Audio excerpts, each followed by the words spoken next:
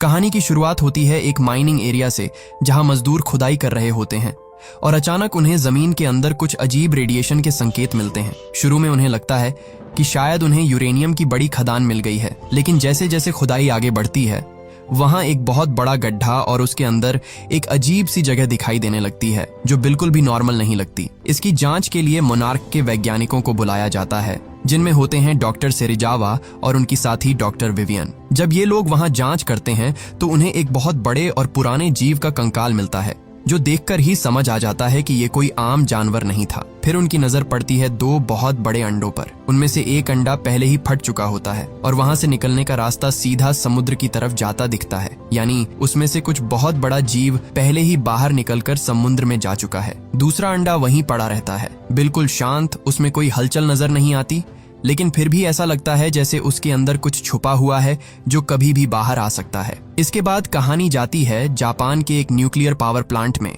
जहां हम मिलते हैं इंजीनियर जो ब्रॉडी से, जो वहीं पर काम करता है। वह अपने साथी से कहता है कि वह प्लांट को आगे चलाने की परमिशन नहीं दे सकता, क्योंकि उसे अंदर से कुछ अजीब सी हलचल महसूस हो रही है जो बिल्कुल भी नॉर्मल नहीं है। लेकिन उसकी बात कोई सीरियस नहीं लेता, इसलिए वह खुद ही सच्चाई पता लगाने का फैसला करता है। उसकी वाइफ सैंड्रा भी उसी प्लांट में काम करती है और दोनों मिलकर प्लांट के बेसमेंट में जाकर उस अजीब हलचल का कारण जानने की कोशिश करते हैं। उन्हें बिल्कुल भी अंदाजा नहीं होता कि उनके साथ आगे क्या होने वाला है। तभी अचानक प्लांट के अंदर बहुत तेज हलचल शुरू हो जाती है, जैसे कोई भूकंप आ गया हो। चारों तरफ कंपन बढ़ने लगता है और सब कुछ कंट्रोल से बाहर जाने लगता है, जो तुरंत अपनी वाइफ से संपर्क करने की कोशिश करता है और उसे कहता है कि जितनी जल्दी हो सके वहां से बाहर निकलो, क्योंकि अगर बेसमेंट में जमा रेडिएशन बाहर आ गया तो पूरा शहर तबाह हो सकता है। रेडिएशन लगातार बढ़ रहा होता है, इसीलिए जो खुद भागकर बेसमेंट के एंट्री गेट तक पहुंचता है और सैंड्रा का इंतजार करने लगता है। अंदर उसकी वाइफ और बाकी लोग बाहर निकलने की पूरी कोशिश कर रहे होते हैं, लेकिन रेडिएशन इतनी तेजी से फैल रहा होता है कि हालात और भी खराब हो जाते हैं। आखिर एक ऐसा वक्त आता है जब जो के पास कोई और रास्ता नहीं बचता। अगर वह गेट खुला रखता है तो रेडिएशन बाहर निकलकर पूरे शहर को बर्बाद कर देगा। मजबूरी में वह भारी दिल से गेट बंद कर देता है, जबकि उसकी वाइफ और बाकी लोग उसी के अंदर रह जाते हैं। कुछ ही पलों में पूरा प्लांट तबाह हो जाता है। ये सब कुछ उनका छोटा बेटा फोर्ड अपने स्कूल से देख रहा होता है। उसके सामने उसकी माँ की मौत हो जाती है और उसी दिन से वह अपने पिता को इसका जिम्मेदार मानने लगता है, क्योंकि उसे लगता है कि अगर उसके पिता प्लांट को बंद नहीं करते तो शायद उसकी माँ वह मारी नहीं जाती। इसके बाद कहानी 15 साल आगे बढ़ती है। अब हम देखते हैं कि फोर्ड बड़ा हो चुका है और नेवी में काम करता है। वह छुट्टियों में अपने घर आया होता है और अब उसकी अपनी एक फैमिली भी है, जिसमें उसकी वाइफ एले और छोटा सा बेटा सैम है। तभी उनके पास एक कॉल आता है जिसमें बताया जाता है कि उसके पिता को जापान के एक प्रतिबंधित इलाके में घुसने की वजह से गिरफ्तार कर लिया गया है। फोर्ड पहले तो वहां नहीं जाना चाहता था, क्योंकि उसकी नजर में उसके पिता उसकी माँ की मौत के जिम्मेदार है। लेकिन उसकी वाइफ एले उसे समझाती है कि उसके पिता को उसकी जरूरत है, इसीलिए उसे जाना चाहिए। मजबूरी में फोर्ड जापान जाता है और अपने पिता को छुड़ाता है, जो अपने बेटे को समझाने की कोशिश करता है कि 15 साल पहले जो भी हुआ था वो कोई नेचुरल हादसा नहीं था। वहां कुछ बहुत बड़ा और अजीब हुआ था, जिसे वो इतने सालों से समझने की कोशिश कर रहा है, लेकिन उसके पास कोई ठोस सबूत नहीं है, इसलिए कोई उसकी बात पर यकीन नहीं करता। वो कहता है कि सारे सबूत उसके पुराने घर में हैं, जो उसने फ्लॉपी डिस्क में संभाल कर रखे हैं। फोर्ड को उसकी बातें बिल्कुल भी सच नहीं लगती। उसे लगता है कि उसके पिता आज भी पुरानी बातों में उलझे हुए हैं, जो अपने बेटे फोर्ड को जैसे तैसे मनाकर उसी पुराने इलाके में जाता है जहां वो 15 साल पहले रहा करते थे। उस इलाके को आज पूरी तरह से प्रतिबंधित एरिया बनाया हुआ है, क्योंकि सबको लगता है कि वहां अभी भी खतरनाक रेडिएशन है और वहां कोई भी जीव सरवाइव नहीं कर सकता, इसलिए वहां जाना मना है। लेकिन वहां पहुंचकर जो और फोर्ड एक अजीब चीज नोटिस करते हैं, उस इलाके में जानवर बिल्कुल नॉर्मल घूम रहे होते हैं। इससे उसे समझ आता है कि अगर जानवर वहां जिंदा हैं तो इंसान भी सांस ले सकता है। वह अपना मास्क हटाता है और उसे पता चलता है कि वहां कोई रेडिएशन नहीं है, यानी सरकार अब तक लोगों को गलत जानकारी दे रही थी और वो दुनिया से कोई बहुत बड़ा राज छिपाना चाहती है। इसके बाद दोनों अपने पुराने घर पहुंचते हैं, जहां जो को अपनी वाइफ की पुरानी तस्वीरें मिलती है, साथ ही उसे अपनी वो सारी फ्लॉपी डिस्क भी मिल जाती हैं जिनमें उसने 15 साल पहले की रिसर्च सेव करके रखी थी। फोर्ड ये सब देखकर समझता है कि उसका पिता इतने सालों से अकेले ही इस रहस्य को सुलझाने की कोशिश कर रहा था और उसने इस दौरान दुनिया भर की रिसर्च और जानकारी इकट्ठा कर ली थी। फिर जो दूर से उसी पुराने प्लांट को देखता है जहां 15 साल पहले इतना भयानक हादसा हुआ था, और वो देखकर हैरान रह जाता है क्योंकि वहां लाइट जल रही होती है। इसका मतलब साफ है कि वहां अभी भी काम चल रहा है, जबकि सबको बताया गया था कि वो जगह पूरी तरह बंद है, वहां कोई जीव सरवाइव ही नहीं कर सकता। जो को इस बात की बिल्कुल जानकारी नहीं थी, इसलिए उसे शक होता है कि वहां कुछ गलत चल रहा है। तभी अचानक कुछ लोग आकर जो और फोर्ड को पकड़ लेते हैं और उन्हें उसी प्लांट के अंदर ले जाया जाता है। वहां उनकी मुलाकात होती है डॉक्टर सेरेजावा से, जो उस प्रोजेक्ट को संभाल रहे होते हैं, जो उन्हें समझाने की कोशिश करता है कि 15 साल पहले जो हादसा हुआ था वो कोई आम एक्सीडेंट नहीं था। उसने खुद उस अजीब हलचल को महसूस किया था जो कि बिल्कुल भी नेचुरल नहीं थी, लेकिन तब किसी ने उसकी बात पर यकीन नहीं किया। जो बोल ही रहा होता है तभी कहानी का बड़ा राज सामने आता है कि उस प्लांट के अंदर एक विशाल ककून रखा हुआ है। ककून का मतलब होता है एक तरह का खोल या कवच जिसमें कोई जीव अपने अगले रूप में बदलने के लिए खुद को बंद कर लेता है।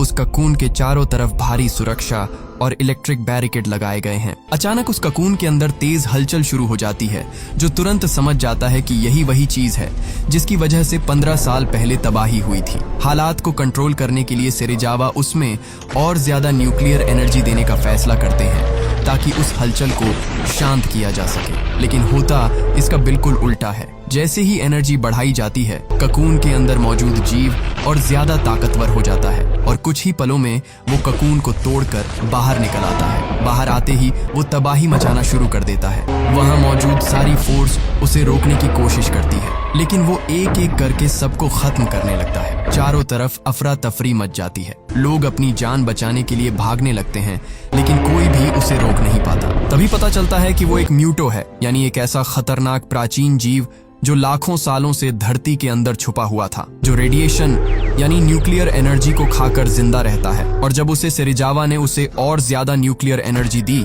तो वह अपने असली रूप में आ गया, यानी जिंदा हो गया। म्यूटो के बड़े बड़े पंख होते हैं, वो उड़कर वहां से निकल जाता है और पीछे सिर्फ तबाही छोड़ जाता है। ये पूरी घटना खबरों में आ जाती है, जिसे टीवी पर फोर्ड की वाइफ एले देखती है। ये सब देखकर वो बहुत डर जाती है क्योंकि उसे पता है कि फोर्ड भी उसी जगह पर मौजूद है। अब हम देखते हैं कि इस खबर की घटना नेवी तक पहुंच जाती है। नेवी तुरंत उस प्लांट पर पहुंचती है और डॉक्टर सेरेजावा से सवाल करती है कि आखिर यहाँ क्या हुआ, और अगर उन्हें पहले से पता था कि वहां कोई खतरनाक जीव मौजूद है तो उसे बाहर आने से क्यों नहीं रोका गया। सेरेजावा उन्हें बताते हैं कि उन्होंने उस जीव को जानबूझकर न्यूक्लियर एनर्जी से जिंदा रखा था क्योंकि वो उसी रेडिएशन से बना था। अगर उसे पूरी तरह खत्म करने की कोशिश की जाती तो हालात और भी ज्यादा खतरनाक हो सकते थे, क्योंकि वो जीव अकेला नहीं है, उसका और एक साथी है जो कि सालों पहले अंडे से बाहर निकलकर समुद्र में जा चुका है। सेरेजावा कहते हैं कि अब ये दूसरा जीव भी बाहर निकल चुका है, जल्द ही कुछ करना होगा, नहीं तो ये दोनों जीव मिलकर पूरी दुनिया में तबाही मचा देंगे। तभी नेवी का एक अफसर पूछता है कि क्या यहाँ कोई ऐसा इंसान है जो इस मामले को पहले से समझता हो, क्योंकि उन्हें एडमिरल के सामने पेश होना है और जवाब देना है। सेरेजावा जो की डेड बॉडी की तरफ इशारा करते हैं। दरअसल उस खतरनाक म्यूटो ने कई लोगों को मार दिया था, उसमें जो भी होता है, और जो ही एक ऐसा इंसान था जिसने 15 साल पहले भी यही सब कुछ होते हुए देखा था। इसके बाद सभी लोग एडमिरल के पास पहुंचते हैं, जहां इस पूरे मामले पर चर्चा शुरू होती है। साथ में जो के बेटे फोर्ड को भी ले जाया जाता है। एडमिरल गुस्से में पूछता है कि जब उन्हें इस खतरे की जानकारी थी तो इसे पहले छुपाया क्यों गया। फिर फोर्ड से पूछा जाता है कि क्या उसके पिता ने इस बारे में कभी कुछ बताया था। फोर्ड कहता है कि वो अपने पिता की बातों पर कभी विश्वास नहीं करता था, लेकिन हाँ, वो हमेशा कहते थे कि यहाँ कोई ऐसी चीज है जो उनसे संपर्क करने की कोशिश कर रही है। ये सुनकर वहां मौजूद सभी लोग समझ जाते हैं कि फोर्ड के पिता जिस चीज की बात कर रहे थे वो कोई इंसान नहीं बल्कि एक रहस्यमयी और खतरनाक जीव था जो अपने ककून के अंदर छिपा हुआ था और वहीं से सिग्नल भेज रहा था। अब फोर्ड अपने घर वापस जाना चाहता है क्योंकि वो जानता है कि उसकी वाइफ को उसकी चिंता हो रही होगी। वह अपनी वाइफ एले को फोन करके बताता है कि वह ठीक है और जल्द ही घर लौट रहा है। उसका घर कैलिफोर्निया में होता है और वह वहीं वापस जाने के लिए निकल पड़ता है। अब हम देखते हैं कि नेवी उस जीव को ढूंढने की पूरी कोशिश कर रही होती है, लेकिन क्योंकि वो पूरी तरह रेडिएशन से जुड़ा हुआ है इसलिए उसे रडार पर ट्रैक करना बहुत मुश्किल हो जाता है। इसी दौरान एक बड़ी रूसी न्यूक्लियर सबमरीन न्यूक्लियर मिसाइल लेकर उस इलाके से गुजर रही होती है, लेकिन अचानक वो लापता हो जाती है। कुछ समय बाद उसका पता चलता है और सब हैरान रह जाते हैं, क्योंकि वो किसी समुद्र में नहीं बल्कि एक घने जंगल के अंदर पड़ी होती है। जब टीम वहां पहुंचती है तो उन्हें समझ आता है कि उस म्यूटो ने उस पूरी सबमरीन को तोड़ दिया है और उसके अंदर मौजूद न्यूक्लियर मिसाइल को खा गया है। अब वो और ज्यादा ताकतवर हो चुका है और आगे बढ़ रहा है। यही से सेना को ये एहसास हो जाता है कि ये कोई आम खतरा नहीं है, बल्कि ये एक ऐसा जीव है जो न्यूक्लियर एनर्जी को अपनी ताकत बनाने के लिए इस्तेमाल कर रहा है। अब हालात को समझते हुए सेना तुरंत उसे ढूंढने के लिए अपने सारे सिस्टम एक्टिव कर देती है और उसे रोकने की प्लानिंग शुरू कर देती है, क्योंकि अगर उसे जल्दी नहीं रोका गया तो वो और भी ज्यादा तबाही मचा सकता है। उधर एक समुद्र किनारे अचानक बहुत बड़ा सैलाब उठता है। लोग डर के मारे भागने लगते हैं, क्योंकि वो कोई आम लहर नहीं होती बल्कि एक खतरनाक सुनामी जैसी लगती है। तभी सामने आता है गॉडजिला, एक विशालकाय दानव जिसे देखकर हर कोई दहशत में आ जाता है। दरअसल म्यूटो की बढ़ती हुई एक्टिविटी पूरे इकोसिस्टम में एक बड़ा डिस्टर्बेंस पैदा कर देती है। ये डिस्टर्बेंस इतना पावरफुल होता है कि समुद्र की गहराई में मौजूद ये प्राचीन और विशाल जीव गॉडजिला भी इसे महसूस कर लेता है और धरती पर आ जाता है, क्योंकि गॉडजिला नहीं चाहता कि इस धरती पर उसके अलावा कोई दूसरा विशाल जीव राज करने आए। इस खतरे से बचने के लिए सेना उस पर हमला करने के लिए फाइटर जेट्स भेजती है, लेकिन उनके मिसाइल गॉडजिला पर कोई असर नहीं डाल पाते। गॉडजिला बिना रुके अपने रास्ते पर आगे बढ़ता रहता है, जैसे उसे म्यूटो को ढूंढना है और खत्म करना है। दूसरी तरफ हम देखते हैं कि एक ट्रेन जो हवाई शहर से गुजर रही होती है उसे म्यूटो बीच में ही तबाह कर देता है। अब हालात पूरी तरह बेकाबू हो चुके होते हैं। इसी बीच गॉडजिला शहर की तरफ बढ़ता है और म्यूटो को पकड़ने की कोशिश करता है, लेकिन म्यूटो उससे लड़ने की बजाय वहां से उड़कर भाग जाता है। ये बात सेना और डॉक्टर सेरेजावा दोनों को अजीब लगती है, क्योंकि इतना ताकतवर जीव सामने होने के बाद भी वो लड़ाई से बच रहा है। इसके बाद उन्हें शक होता है कि ये म्यूटो अकेला नहीं है, वो किसी और से संपर्क करने की कोशिश कर रहा है। तब उन्हें याद आती है 15 साल पुरानी उस दूसरे अंडे की, जिसमें से एक अंडे से ककुन बनकर म्यूटो बन गया, लेकिन दूसरा अंडा अभी भी वही था जो बिल्कुल शांत था। उसमें कोई हलचल नहीं थी, इसलिए सभी को लगा कि वो बेकार है। लेकिन अब शक बढ़ने लगता है कि कहीं वही दूसरा अंडा अब एक्टिव तो नहीं हो गया। इसीलिए वो तुरंत पूछते हैं कि दूसरा अंडा आखिर है कहाँ। तब उन्हें बताया जाता है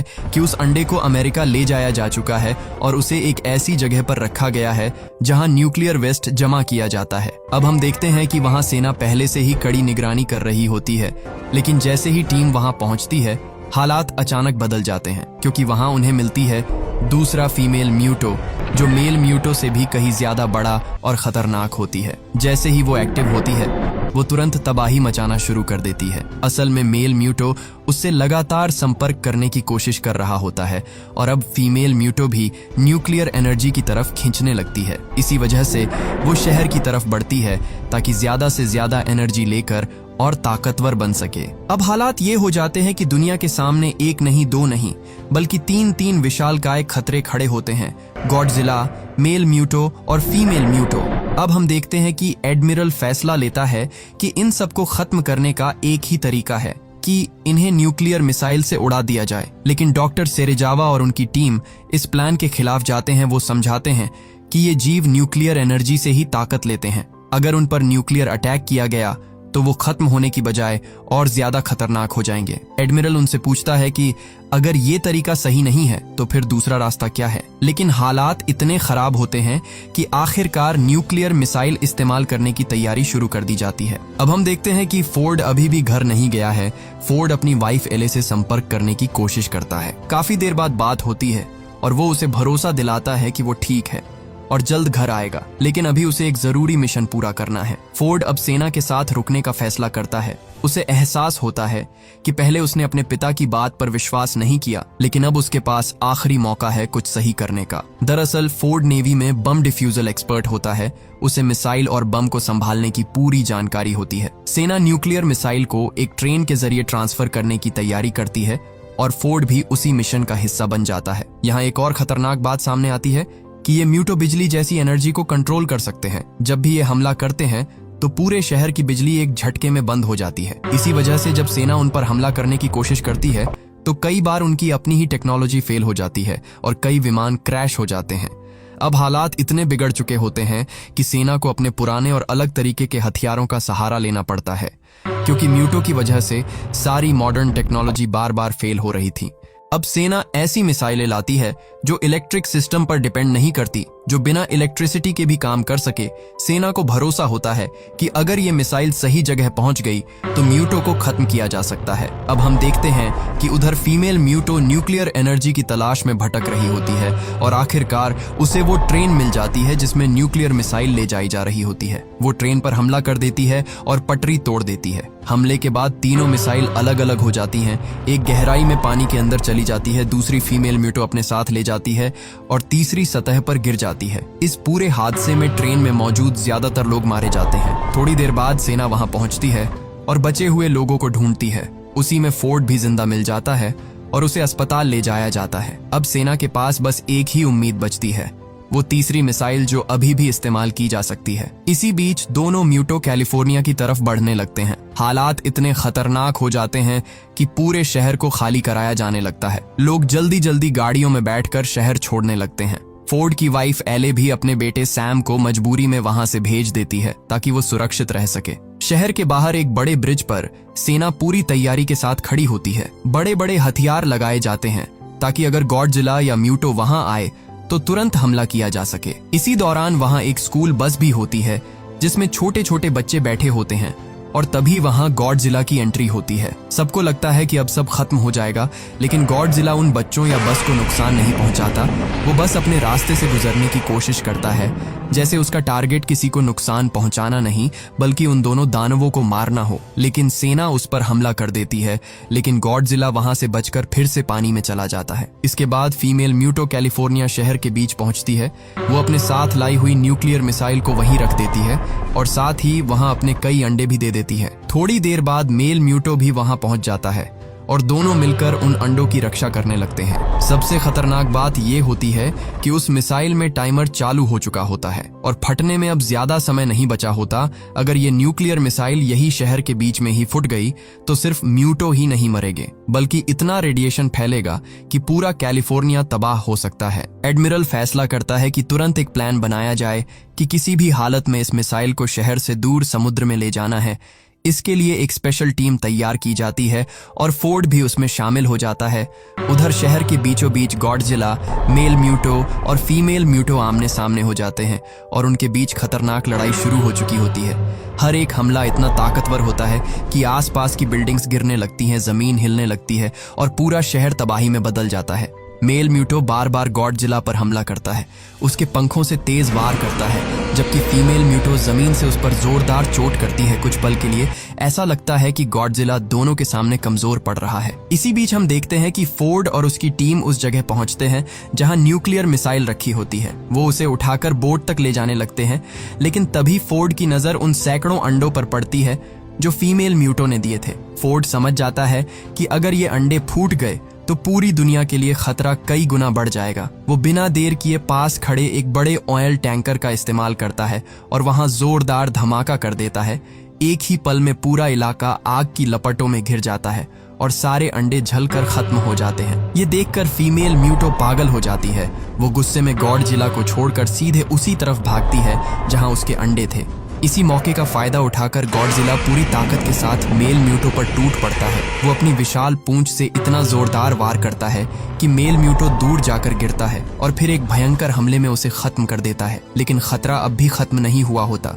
फीमेल म्यूटो अंडों का बदला लेने के लिए अब सीधे फोर्ड और उसकी टीम पर हमला कर देती है, जो मिसाइल को लेकर बोट तक पहुंच चुके होते हैं। वो बोट को तहस नहस करने लगती है, सैनिक एक एक करके मारे जाते हैं और मिसाइल का टाइमर तेजी से खत्म होने लगता है। फोर्ड ये सब देखकर समझ जाता है कि अब आखिरी उम्मीद वही है। वो किसी तरह बोट को चालू करता है और मिसाइल को शहर से दूर ले जाने की कोशिश करता है ताकि धमाका समुद्र में हो और शहर बच जाए, हजारों जानें बच जाए। उसी समय गॉडजिला भी फीमेल म्यूटो के सामने आ जाता है और इस बार वो पूरी ताकत से लड़ता है। फीमेल म्यूटो उस पर हमला करती है, लेकिन गॉडजिला उसे पीछे से पकड़ लेता है और फिर अपनी सबसे खतरनाक ताकत एटॉमिक ब्रीथ का इस्तेमाल करता है। वो सीधा उसके मुंह के अंदर अपनी एटॉमिक ब्रीथ छोड़ता है और ये इतना भयानक वार होता है कि फीमेल म्यूटो का सिर उसके शरीर से अलग हो जाता है। इसी के साथ लड़ाई खत्म हो जाती है। उधर बोट शहर से दूर पहुंच चुकी होती है और न्यूक्लियर मिसाइल समुद्र में फट जाती है, जिससे शहर बच जाता है। दरअसल फोर्ड मिसाइल को एक्टिव करके